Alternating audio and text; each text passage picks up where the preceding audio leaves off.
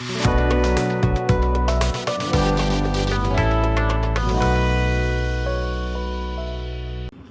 week, my friend had submitted one spillway tender. He asked me which kind of data are required for spillway. First of all, congratulate your friend on my behalf. Tell him my congratulations for getting this project. And when he will be now initiating the project, he is required to collect the certain data for spillway project. Ask him to start with the first data related to topography. For any construction of any project, some topographical details are required. So he needs to go for survey of the entire land. Then he needs to take the levels. Based on those levels, he will be developing then contour maps, and this entire topographical profile he can go for. Ask him to use GIS software for digital terrain modeling of entire site. So this will be giving him the entire idea about topography. So topographical data is the first data. Which one? Topographical. Correct. Topographical. Second one, to initiate this project, he needs to go for collecting the geological data. Because entire spillway construction will be done on the ground. One should know what is the foundation condition.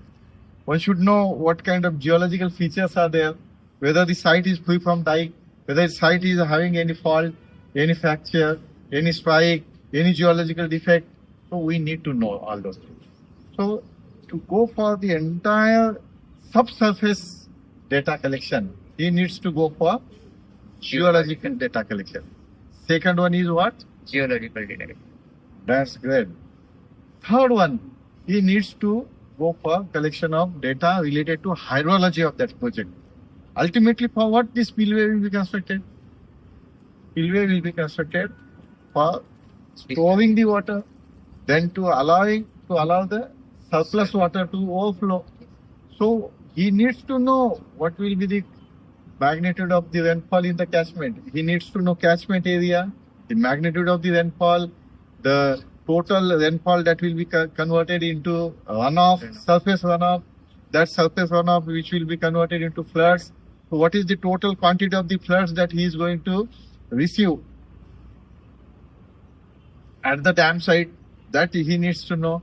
So entire thing is known as hydrological data, which consists of runoff, catchment, rainfall, the runoff coefficient. Yes. Even it may include the temperature, it may include humidity, it may include sunshine. So this entire data is known as hydrological data. So this is the third data he needs to collect it. Tell me first, second, third. Topographical data. Second is geological data and hydrological data. That's great. And the last one is very important. You cannot do anything without money. So he needs to know regarding the finance available. What are the funds allocated in the budget for this project? What will be the installments for the payment? How much amount he will be receiving in first stage? So accordingly, he will be able to decide the stages of the works, and this entire project will be governed ultimately by finance. So the budget provision, the finance, the fund allocation is the most important.